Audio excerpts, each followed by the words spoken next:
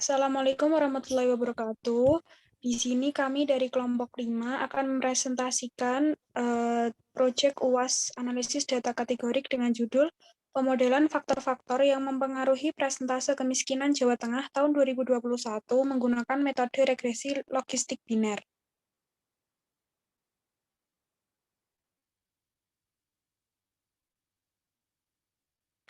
Di sini anggota kelompok kami yang pertama itu saya, Ilmi Hamidah, kedua Jihan alias Salsabila, dan yang terakhir Lubna Atia Wilda.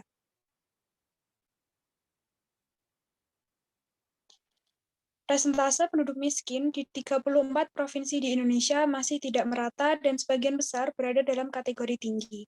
Hal ini mengakibatkan penanganan kemiskinan menjadi salah satu tujuan pembangunan berkelanjutan. Jawa Tengah merupakan salah satu bagian dari wilayah Indonesia dengan persentase penduduk miskin terbesar di Pulau Jawa.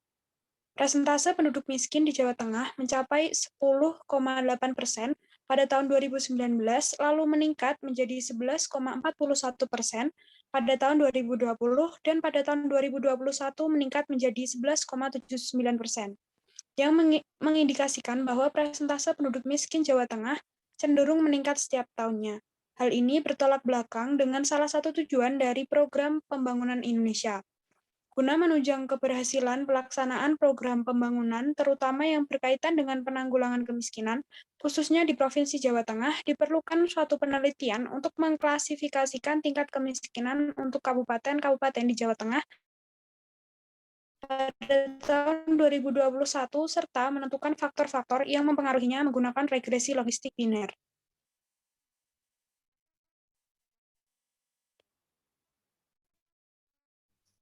Yang pertama, pendahuluan. Kemiskinan adalah ketidakmampuan dari sisi ekonomi untuk memenuhi kebutuhan dasar makanan dan bukan makanan yang diukur dari sisi pengeluaran. Kemiskinan di Indonesia dapat dipresentatifkan melalui presentase penduduk miskin. Persentase penduduk miskin Indonesia masih tidak merata dan sebagian besar masih dalam kategori tinggi. Jawa Tengah merupakan salah satu bagian dari wilayah Indonesia dengan persentase penduduk miskin terbesar di Pulau Jawa. Persentase penduduk miskin di Jawa Tengah mencapai 10,80% pada tahun 2019, lalu meningkat menjadi 11,41% pada tahun 2020, dan pada tahun 2021 meningkat menjadi 11,79%, dikutip dari BPS Jawa Tengah tahun 2021. Data tersebut mengindikasikan bahwa persentase penduduk miskin Jawa Tengah cenderung meningkat setiap tahunnya. Hal ini bertolak belakang dengan salah satu tujuan dari program pembangunan Indonesia, yaitu menurunkan tingkat kemiskinan dan mengurangi jumlah penduduk miskin, dikutip dari Shova 2018. Dan guna menunjang keberhasilan pelaksanaan program pembangunan, terutama yang berkaitan dengan penanggulangan kemiskinan, khususnya di Provinsi Jawa Tengah, diperlukan suatu penelitian untuk mengklasifikasikan tingkat kemiskinan untuk kabupaten atau kota di Jawa Tengah tahun 2021, serta menentukan faktor-faktor yang mempengaruhinya. Salah satu metode klasifikasi yang dapat digunakan untuk mengklasifikasi kemiskinan adalah regresi logistik biner. Yang selanjutnya yaitu metode data dan sumber data. Data yang digunakan merupakan data sekunder yang bersumber dari laman resmi BPS Provinsi Jawa Tengah dengan kategori didasarkan pada nilai min masing-masing variabel. Untuk variabelnya yaitu yang pertama persentase penduduk miskin, variabel X1 tingkat pengangguran terbuka, variabel X2 indeks pembangunan manusia, variabel X3 pengeluaran per kapita disesuaikan, variabel X4 rata-rata lama sekolah, dan variabel X5 upah minimum dengan kategorinya yaitu 0 rendah dan 1 tinggi. Dan selanjutnya yaitu regresi logistik biner. Regresi logistik adalah suatu metode analisis statistika untuk mendeskripsikan hubungan antar variabel dependen yang memiliki dua kategori atau lebih dengan satu variabel atau lebih dengan satu atau lebih variabel independen atau X berskala kategori atau kontinu. Model regresi logistik biner digunakan jika peubah terikatnya menghasilkan dua kategori yang bernilai 0 dan 1, sehingga mengikuti distribusi Bernoulli seperti pada persamaan berikut. Di mana Y sama dengan 0, maka PY sama dengan 1 sama dengan 1 min Pi, dan jika Y sama dengan 1, maka PY sama dengan Y sama dengan Pi.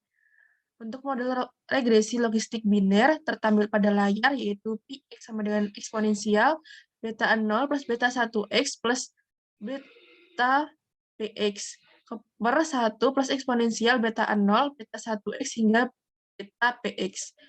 Dan transformasi logi dari Px yaitu Gx sama dengan ln Px per 1 min Px atau sama dengan beta 0 plus beta 1 X1 plus bla bla bla hingga beta P XP. Kemudian estimasi parameter dalam regresi logistik dilakukan dengan metode maksimum likelihood. Metode tersebut mengestimasi parameter beta dengan cara memaksimumkan fungsi likelihood dan mensyaratkan bahwa data harus mengikuti suatu distribusi tertentu. Kemudian untuk pengujian parameter serentak, pengujian estimasi parameter secara serentak menggunakan uji likelihood ratio dengan hipotesis yaitu H0, beta 1 sama dengan beta 2 sama dengan titik hingga beta I sama dengan 0, yang berarti tidak ada variabel berpengaruh secara signifikan. Kemudian untuk H1, paling tidak terdapat 1 beta 1 beta I sama dengan 0 dengan I dari 1, 2 hingga P, yang berarti minimal ada satu variabel berpengaruh signifikan. Jika ditetapkan tingkat signifikasi sebesar alfa, maka H0 ditolak jika G lebih besar dari si kuadrat Pi, alfa dengan p-value kurang dari alfa. Dengan statistik uji seperti yang tertampil pada persamaan, yaitu G sama dengan min 2 ln N1 per N pangkat N1, N0 per N pangkat N0, dibagi sigma I dari 1 hingga N, Pi I topi pangkat J, dikali 1 min Pi topi pangkat 1 min J. Kemudian untuk pengujian parameter secara parsial, pengujian estimasi parameter beta secara parsial menggunakan uji Watt yaitu sebagai berikut. Untuk hipotesisnya H0 beta J sama dengan 0 jika variabel prediktor J tidak berpengaruh secara signifikan terhadap variabel respon. Kemudian H1 yaitu beta J tidak sama dengan 0, yang berarti variabel prediktor ke J berpengaruh secara signifikan terhadap variabel respon. Jika ditetapkan tingkat signifikansi alfa, maka H0 ditolak jika V kuadrat lebih besar dari chi-square V, alfa atau p-value kurang dari alfa dengan statistik uji tertampil pada layar. Kemudian pengujian kesesuaian model. Pengujian kesesuaian model dilakukan untuk mengetahui apakah model sudah terbentuk, sudah sesuai atau tidak.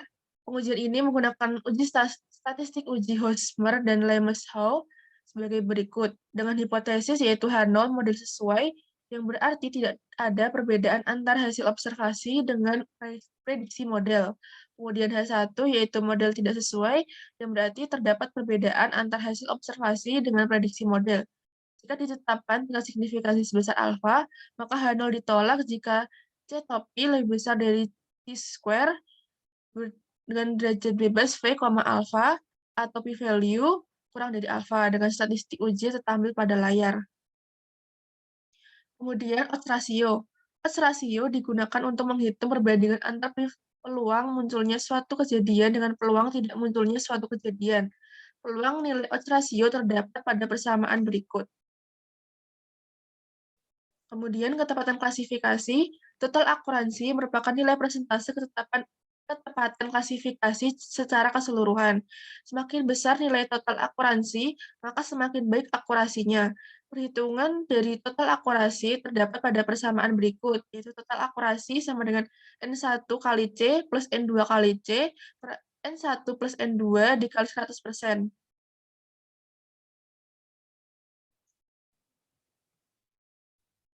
Selanjutnya, hasil dan pembahasan.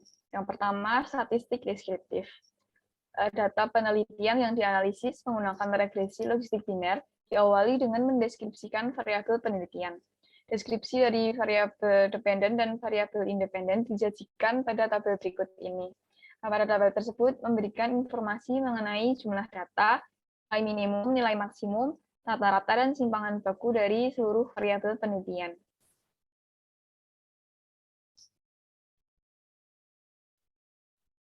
Selanjutnya, uji signifikansi serentak. Uji ini dilakukan untuk mengetahui ada atau tidaknya parameter yang berpengaruh signifikan terhadap model. Hasil pengujian disajikan pada tabel berikut ini. Berdasarkan pengujian didapatkan nilai G itu sama dengan 14,858 yang mana lebih dari G kuadrat 0,10,5 sama dengan 9,2364 dan nilai signifikansinya sebesar 0,011 yang mana kurang dari alfa 0,10. Hal ini mengakibatkan H0 ditolak sehingga dapat disimpulkan bahwa paling tidak terdapat satu parameter regresi yang tidak sama dengan 0 atau tidak signifikan terhadap model. Selanjutnya yaitu uji signifikansi parsial. Uji ini dilakukan untuk menggunakan metode enter untuk menguji apakah terdapat hubungan signifikan antara variabel independen terhadap variabel dependen dalam model secara individu. Hasil pengujian disajikan pada tabel berikut ini. Dan dihasilkan bahwa di antara 5 variabel independen yang diduga berpengaruh terhadap persentase penduduk miskin, terdapat satu variabel yang berpengaruh signifikan secara individu, dilihat dari nilai signifikansi yang di bawah alfa 0,1 dan nilai WAL lebih besar dari nilai G kuadrat 0,1,1 yaitu 2,0755. Variabel independen tersebut adalah upah minimum atau X5. Selanjutnya yaitu model regresi logistik biner. Untuk model regresi logistik biner dapat dibentuk berdasarkan tabel di atas. Berdasarkan tabel 5, diperoleh parameter yang signifikan terhadap persentase penduduk miskin, yaitu pendapatan per kapita yang disesuaikan X3 dan upah minimum X5. Untuk variabel yang signifikan ini dihasilkan dengan metode WALT, kemudian diperoleh model logit yang terbentuk dari variabel yang signifikan terhadap persentase penduduk miskin, yaitu sebagai berikut. Yaitu GX sama dengan min 2,613 plus 2,291 X31 plus 1,837 X51.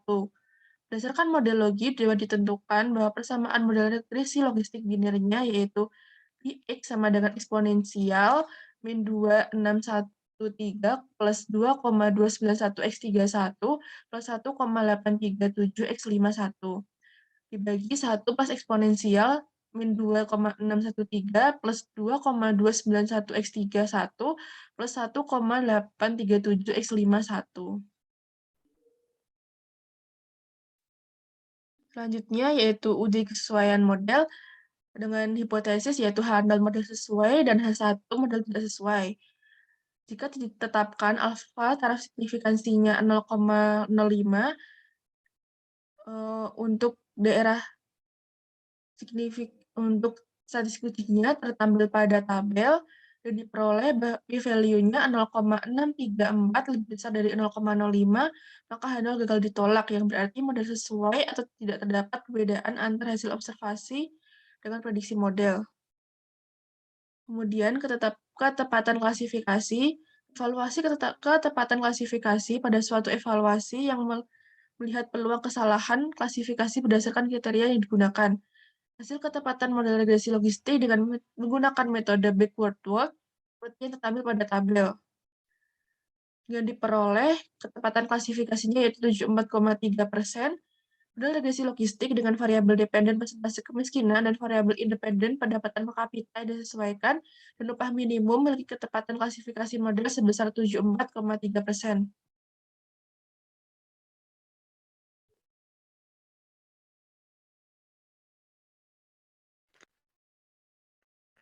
Kemudian didapatkan persamaan model regresi logistik biner untuk penduduk miskin Y, yaitu Pi sama dengan 837 X 5,613 ditambah 2,291 X 31 ditambah 1,837 X 51. Berdasarkan persamaan model regresi logistik biner, diperoleh bahwa nilai slope dari parameter pengeluaran per kapita disesuaikan atau X3 adalah 2,291 dan nilai signifikansi atau perbandingan resikonya sebesar 9,888, yang artinya kecenderungan kabupaten atau kota yang memiliki pengeluaran per kapita disesuaikan X3 tinggi untuk memiliki persentase penduduk miskin Y rendah adalah 9,888 kali pengeluaran per kapita rendah.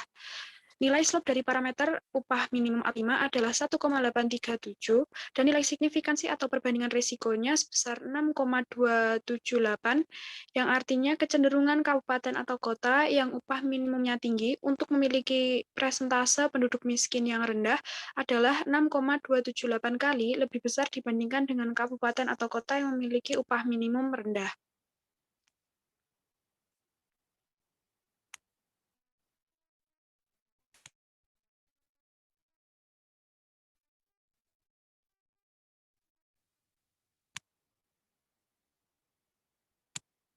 Next.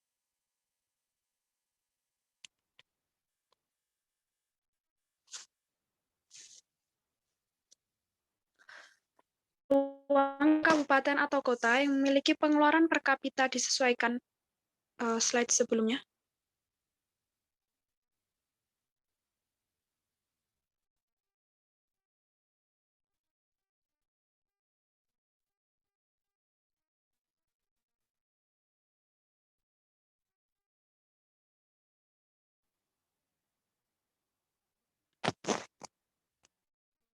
Terdapat 5 parameter yang diduga mempengaruhi persentase penduduk miskin Y di kabupaten.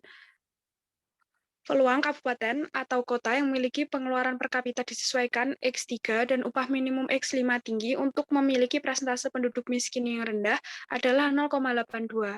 Dan peluang kabupaten atau kota yang memiliki pengeluaran per kapita disesuaikan dan upah minimum X3-nya yang tinggi untuk memiliki persentase penduduk miskin tinggi adalah 1 min 0,82 yaitu 0,18. Sedangkan untuk peluang kabupaten atau kota yang memiliki pengeluaran per kapita disesuaikan dan upah minimumnya rendah untuk memiliki persentase penduduk miskin rendah adalah 0,013.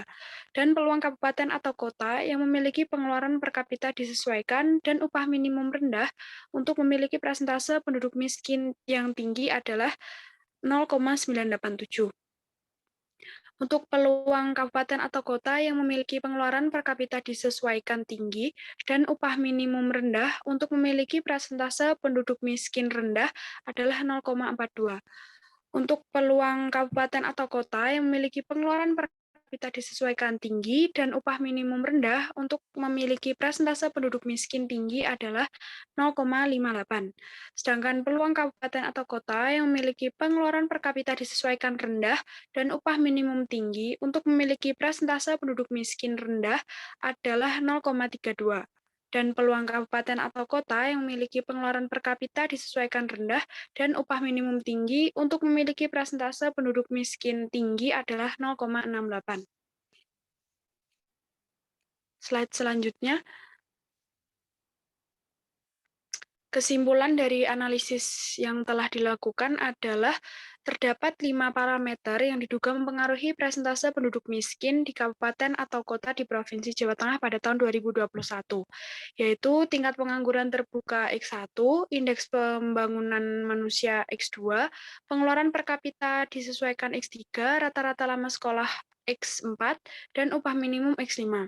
Dengan menggunakan analisis regresi logistik biner, didapatkan 2 parameter yang berpengaruh signifikan terhadap persentase penduduk miskin Y, yaitu pengeluaran per kapita disesuaikan X3 dengan nilai signifikansi 2,21, minimum X5 dengan nilai signifikansi 1,837.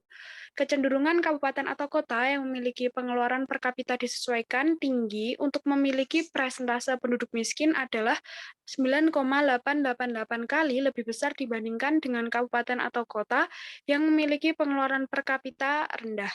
Sedangkan kecenderungan kabupaten atau kota yang memiliki upah minimum tinggi untuk memiliki persentase penduduk miskin rendah adalah 6,278 kali lebih besar dibandingkan dengan kabupaten atau kota yang memiliki upah minimum rendah.